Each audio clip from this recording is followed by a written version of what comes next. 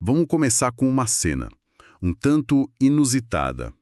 Ruas tomadas, pessoal com cartazes, palavras de ordem, mas a gente não está falando de uma capital, nem de uma praça pública.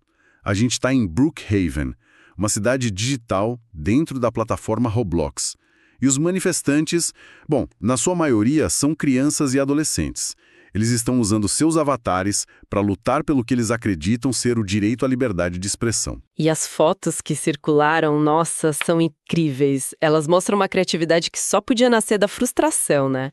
Você vê avatares segurando placas com mensagens que vão do dramático ao hilário. Coisas como, o fim do Roblox está próximo, quero injustiça. E a minha favorita, que eu acho que resume tudo, não tem chat? Que usem as placas. É a gambiarra brasileira levada para o protesto digital. Exatamente. E hoje a gente vai mergulhar fundo no que está por trás dessa revolta dos pixels.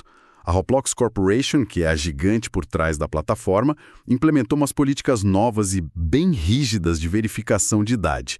A reação, claro, foi imediata. Usando como base uma matéria da Super Interessante, a gente vai investigar não só o porquê dessas mudanças, mas todo o debate que isso acendeu. É segurança versus liberdade no mundo digital dos jovens. Ok, então vamos para o epicentro da confusão, o protesto em si. O que a gente viu foi, na prática, uma ocupação virtual. Milhares de jogadores, a maioria jovens, tomaram conta de Brookhaven, que é um dos mundos mais populares lá dentro. E o motivo principal? O bloqueio dos chats de texto e de voz. Para quem não conhece a plataforma, isso é como tirar o microfone de todo mundo numa praça pública. E é fundamental entender a escala disso. Roblox não é só um joguinho. É tipo uma metrópole digital. São mais de 150 milhões de usuários ativos por dia. 150 milhões? Uau! Sim. E o dado que contextualiza todo esse drama é que 56% dessa base, 56%, tem menos de 16 anos. Mais da metade. Nossa! Exato. Então, quando você mexe nas regras de comunicação, você não está afetando um grupinho. Você está mudando a estrutura da experiência para a maioria esmagadora dos frequentadores. O chat não é um extra, sabe? É a cola social que une esses mundos. O que me leva a uma pergunta bem óbvia. Por que uma empresa arriscaria irritar mais da metade da sua base de usuários com uma medida tão impopular? Parece um risco comercial gigantesco. Deve ter tido uma pressão muito forte para eles agirem. E teve. O ponto de virada foi uma avalanche de problemas legais e de reputação. A plataforma vinha sendo alvo de acusações gravíssimas, especificamente sobre falhar em proteger crianças de predadores. Isso deixou de ser uma preocupação abstrata e virou uma crise jurídica real. Em 2025, a Roblox foi processada por procuradores de 3 estados americanos, Louisiana, Texas e Kentucky. E a acusação era justamente essa: não proteger seus usuários de aliciadores. E não parou por aí. Teve também uma intimação na Flórida pelos mesmos motivos. A empresa estava encurralada. E essa pressão não era só dos Estados Unidos, imagino. Isso parece um problema global. Reflexo de um movimento mundial. Governos no mundo todo estão apertando o cerco regulatório sobre como as plataformas lidam com usuários menores de idade. Aqui no Brasil, a conexão é direta com o novo Estatuto Digital da Criança e do Adolescente, o ECA Digital, que foi sancionado em setembro. Ah, o ECA Digital, claro. Exato. A lei é bem clara, obriga as plataformas a criar mecanismos de verificação de idade e de supervisão parental. O governo federal deu um prazo, até 13 de fevereiro, para empresas como Roblox, TikTok e a Epic Games se adequarem. Então, essa mudança não foi uma escolha estratégica da Roblox, foi uma imposição para continuar operando aqui e em outros lugares. É o clássico cenário da empresa entre a cruz e a espada. De um lado, os usuários furiosos, do outro, os governos. E no meio desse furacão todo, sobrou até para o influenciador Felca, né? Ele contou que foi atacado nas redes sociais por crianças. O que ele tem a ver com isso? É uma ligação indireta, mas que diz muito sobre o clima da comunidade. Em 2025, o Felca publicou um vídeo que teve uma repercussão enorme, denunciando a exploração de crianças para a criação de conteúdo na internet. Um tema que, claro, conversa diretamente com os problemas de segurança do Roblox. Entendi. Para uma parte da comunidade jovem, Ele virou o rosto que alertou os adultos para os problemas do mundo deles. Ele não criou a regra, mas foi visto como um catalisador, sabe? A pessoa que atraiu o tipo de atenção que resultou nessas restrições. Ele virou um bode expiatório para a frustração da galera. Exatamente. Mostra o quão pessoal essa questão se tornou para os jogadores. Certo, então, acuada por processos e novas leis, a empresa foi forçada a agir. O que nos leva à solução que eles implementaram. Como funciona essa nova barreira digital na prática? Como se coloca um porteiro na entrada de um universo virtual? Bom, a peça central do novo sistema se chama Conexões Confiáveis. E, para ter acesso a isso e ao chat de forma mais ampla, o usuário precisa passar por um processo de verificação de idade. Existem basicamente 3 caminhos. O primeiro, e o mais controverso, é um sistema de verificação facial. O usuário aponta a câmera para o rosto, vira a cabeça para os lados e uma inteligência artificial tenta estimar a idade. Peraí. Você está me dizendo que eles estão pedindo para milhões de crianças escanearem os próprios rostos?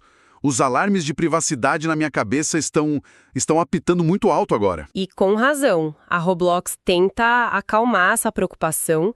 Eles afirmam que o sistema é operado por uma empresa terceirizada, a Persona, e que os dados, os vídeos do rosto, são supostamente deletados logo depois da análise. Supostamente. As outras 2 opções são mais tradicionais. Escanear um documento de identidade ou, para os mais novos, conseguir uma autorização dos pais por um sistema próprio. Mas a verificação facial é a mais rápida e, por isso, a mais usada. Ok, então a pessoa passa pela verificação, a IA dá um carimbo de idade estimada. E depois, o que acontece? O chat abre ou a plataforma começa a tratar o usuário de forma diferente? É aí que a coisa fica complexa. O sistema não só libera ou bloqueia, ele segrega. Com base na idade estimada, você é colocado em bolhas de comunicação. As regras são bem específicas e a intenção é clara: impedir a interação entre faixas etárias muito distantes. Ah, então eles criam grupos. Exato. Por exemplo, um usuário com menos de 9 anos só pode conversar com pessoas de até 13. Um adolescente de 13 a 15 anos fica restrito a um grupo que vai dos 9 aos 17. E a regra mais rígida de todas: maiores de 21 só conversam com maiores de 18. Na prática, eles estão tentando construir muros digitais para impedir o contato entre crianças e adultos desconhecidos. A intenção de proteger é até compreensível, mas a execução... Bom, é aqui que a história começa a dar errado, né? Assim que o sistema foi lançado, a internet foi inundada de relatos de falhas bizarras. E não são falhas pequenas, são erros grosseiros que comprometem todo o propósito da ferramenta. Tem inúmeros relatos de crianças sendo classificadas como adultas, o que, ironicamente, expõe essas crianças exatamente ao grupo de risco do qual a ferramenta deveria protegê-las. Que perigo! E o inverso também acontece. Adultos sendo classificados como adolescentes, tendo a experiência limitada injustamente. É uma roleta russa digital. A própria matéria da Super Interessante que a gente usou de fonte traz um exemplo prático disso. O repórter fez o teste com a irmã dele, de 11 anos. E o resultado da IA estimou que ela tinha entre 13 e 15 anos. Nossa! Pode não parecer muito, mas essa diferença de 2 anos já coloca ela numa bolha de comunicação completamente diferente da que a regra previa para a idade real dela. E além dos erros da própria tecnologia, tem a criatividade humana para burlar o sistema, né? É impressionante. Já tá cheio de tutorial e vídeo de criança enganando a verificação facial das formas mais simples e geniais. Tipo o quê? Tem gente que desenha uma barba com canetinha para parecer mais velho. Não acredito. Com canetinha? Sim. E outros de um jeito ainda mais simples. Só apontam a câmera para uma foto do pai ou da mãe e conseguem aprovação para a faixa dos adultos. Se a tecnologia é tão facilmente enganada por uma canetinha, a gente pode mesmo chamar isso de medida de segurança? Soa mais como teatro de segurança, sabe? Algo feito mais para agradar os reguladores do que para proteger de fato. Essa é a crítica central. E esses relatos, embora a empresa possa dizer que são casos isolados, são confirmados por estudos maiores. Um relatório australiano que analisou 60 tecnologias diferentes de verificação de idade apontou que erros de 2 a 3 anos na estimativa não são a exceção, são a norma. A norma. Sim, o perigo real é quando essa margem de erro, que no papel parece pequena, joga uma criança de 12 anos num ambiente feito para jovens de 15, ou pior. A falha não é um bug, parece ser uma característica da tecnologia atual. O que nos leva a um paradoxo que é fascinante e perigoso ao mesmo tempo. Eles criam uma ferramenta de segurança super complexa, invasiva, que pelas próprias falhas pode acabar gerando riscos novos e inesperados. A suposta solução vira parte do problema. É o dilema clássico da automação da segurança. Um sistema desses é tão forte quanto o seu elo mais fraco. E aqui, o elo fraco parece ser duplo. A precisão questionável da IA e a engenhosidade de uma criança com acesso à internet. O resultado é um sistema que frustra a maioria que o usa corretamente, enquanto quem tem má intenção ou quem é só curioso acha um jeito de contornar tudo com uma certa facilidade. Então vamos juntar todas as peças aqui. O que tudo isso significa no fim das contas? De um lado, a gente tem a Roblox, uma corporação bilionária, acuada por uma pressão legal e social imensa para proteger seu público, que é vulnerável, de perigos muito reais. E do outro lado, uma comunidade de milhões de crianças e adolescentes que se sentem punidos em massa, silenciados. Eles tiveram sua principal forma de socialização e diversão drasticamente limitada. Uma solução tecnológica que foi vendida como um escudo protetor se revela cheia de furos, levantando dúvidas sobre privacidade e, principalmente, sobre a sua eficácia real. A situação toda nos deixa com uma tensão muito clara, mas sem nenhuma resposta fácil. Existe um problema real que precisa ser resolvido, mas a solução que foi implementada parece criar um novo conjunto de problemas que vão da frustração dos usuários até, ironicamente, novas brechas de segurança. No fundo, o que a gente vê no Roblox é um microcosmo do debate maior sobre o futuro da internet.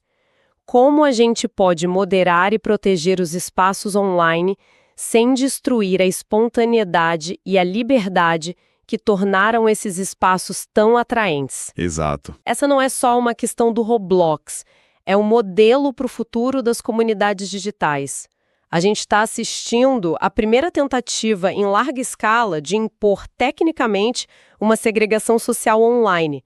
A questão não é só a segurança versus liberdade, mas sim, uma internet sanitizada e segregada ainda é a internet que a gente quer? Perfeito. O conflito aqui não é tão simples quanto uma escolha entre duas palavras. É sobre o choque entre a automação e a complexidade humana. Estamos pedindo a um algoritmo para resolver um problema profundamente humano, de confiança, de maturidade, de engano. E isso nos leva a uma reflexão final. À medida que a gente constrói mais desses mundos digitais, estamos dispostos a aceitar o dano colateral de um julgamento automático e falho, em nome de uma segurança que funcione em escala? E quem se responsabiliza quando o algoritmo erra? Com tudo isso em mente, a pergunta que fica no ar, tanto para jogadores quanto para pais e para a própria empresa, é a que queremos deixar para a nossa audiência. Vocês acham que o Roblox acertou em cheio para proteger as crianças, ou essas novas regras acabaram com a diversão e a liberdade de quem só quer jogar e fazer amigos? Comenta aqui, segurança ou liberdade? E se ainda não está inscrito no canal, inscreva-se já, deixe o like e veja o vídeo recomendado no card acima.